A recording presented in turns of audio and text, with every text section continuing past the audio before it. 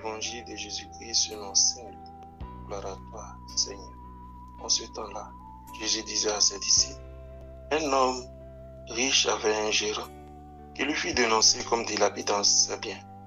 Il le convoqua et lui dit, qu'est-ce que j'apprends à ton sujet?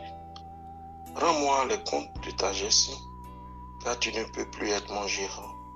Le gérant se dit en lui-même, que vais-je faire, puisque mon maître me retire la gestion? Travailler la terre, je n'ai pas la force. Mendier, j'aurai honte. Je sais ce que je vais faire pour qu'une fois renvoyé de ma gestion, des gens m'accueillent chez eux. Il fit alors venir un par un ceux qui avaient des dettes envers son maître. Il demanda au premier, combien dois-tu à mon maître? Il répondit, 100 barils d'huile. Le gérant lui dit, voici ton reçu. Vite, assieds-toi, écris 50. Puis il demanda à un autre, et toi, combien dois-tu? Il répondit, 100 sacs de blé. Le gérant lui dit, voici ton reçu, écris 80. Le maître fit l'éloge de ce gérant malhonnête, car il avait agi avec habileté.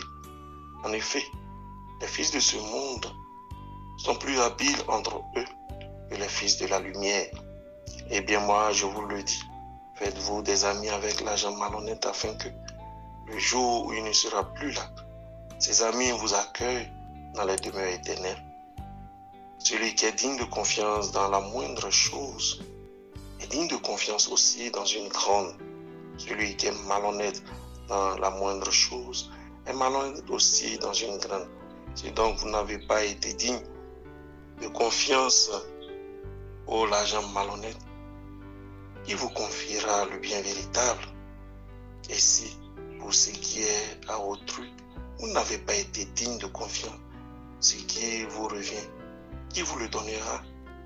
Aucun domestique ne peut servir deux maîtres, ou bien il haïra l'un et aimera l'autre, ou bien il s'attachera à l'un et méprisera l'autre. Vous ne pouvez pas servir à la fois Dieu et l'argent. Acclamons la parole de Dieu.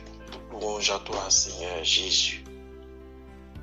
Frères et sœurs, l'évangile d'aujourd'hui est sûrement l'une des paraboles les plus difficiles à comprendre. Il nous raconte l'histoire d'un gérant qui est sur le point d'être envoyé par son maître pour sa mauvaise gestion. Cet homme est malhonnête. Mais pour s'en sortir, il fait quelque chose de très intelligent. Il va voir tous les créanciers de son maître et il réduit leurs dettes. Le but est simple. Il cherche à tisser des amitiés. Quand il sera sans travail, il sait qu'il pourra se réfugier chez ses créanciers qui lui seront reconnaissants. Ce qui est surprenant, c'est la fin de l'histoire. Le maître fit l'éloge de ce gérant malhonnête car il avait agi avec habileté. Qu'est-ce que Jésus veut nous dire? Est-ce qu'il encourage la malhonnêteté? Non, bien sûr que non. Il nous fait savoir que le gérant a utilisé les biens de son maître de manière intelligente pour assurer son avenir. Frères et sœurs, voici une interpellation pour chacun de nous.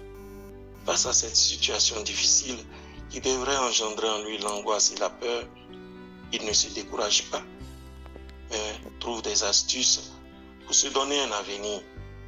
Jésus nous dit que les fils de ce monde sont plus habiles que les fils de la lumière. Jésus ne nous demande pas de tricher. Il nous demande d'être aussi ingénieux et aussi déterminés comme le gérant pour notre salut. Jésus nous invite à ne pas se décourager, mais à toujours persévérer, à inventer, à chercher, à mettre du dynamisme dans notre foi. Nous chrétiens, nous sommes trop timorés. Il faut qu'on bouge, que l'on sente les fils de la lumière.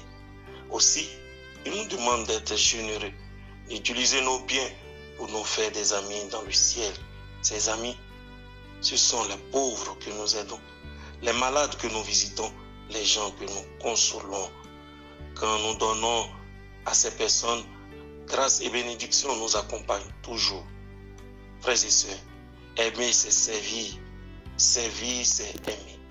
Soyons bons et aimables pour les autres.